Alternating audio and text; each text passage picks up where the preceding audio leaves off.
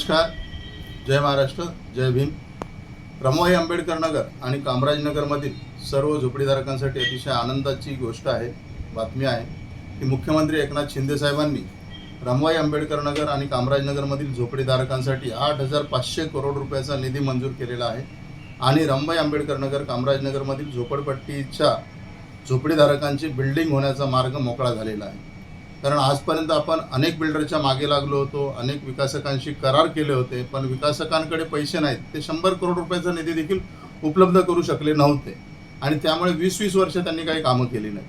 त्यामुळे हा जो मोठा निर्णय, ऐतिहासिक निर्णय महाराष्ट्र राज्य शासनाने घेतलेला आहे, त्यांचे मनापासून आम्ही सर्व झोपडीधारक आभार मानतो की आमचा प्रकल्प 4 वर्षात पूर्ण व्हावा यासाठी लागणारे 8,500 करोड मुख्यमंत्र्यांनी पहिलेच मंजूर करून ठेवलेले आहे. खरोखर मनापासून त्यांचे आभार.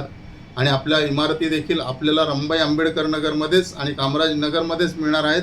याचं ॲग्रीमेंटमध्ये देखील MMRDAने डेप्युटी कलेक्टरच्या सहीनुसार प्रत्येक झोपडीधारकावर ॲग्रीमेंट केलेलं आहे आणि ते ॲग्रीमेंट झोपडीधारकांना मिळालेले देखील आहे. त्यामुळे काही लोक, जे लोक स्वतःला कमिटी मेंबर समजतात आणि काही नेते देखील आहेत, काही नेत्यांना आता आमदार व्हायचं आहे, त्यामुळे ते लोक जे बिल्डर लोक आपल्या प्रकल्पाला विरोध करतात त्यांच्याकडून पैसे घेऊन, करोडो रुपये घेऊन या प्रकल्पाला विरोध करत आहेत.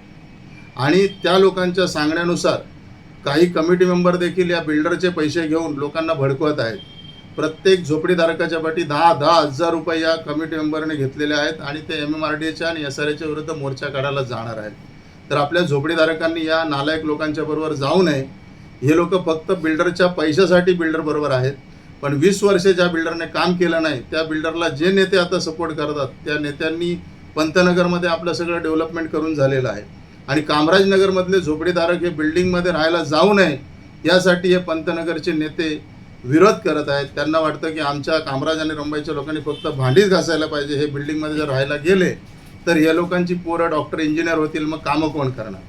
तर अशा नेत्यांच्या भूलथापांना बळी न पडता आपला हा जो प्रकल्प सन्माननीय मुख्यमंत्री एकनाथ शिंदे साहेबांनी मंजूर केला, आपल्याला आता भाडेवाटप देखील झालेलं आहे आणि संपूर्ण रमाबाई कामराजनगरच्यासाठी 8,500 करोड रुपयाचा निधी देखील आलेला आहे.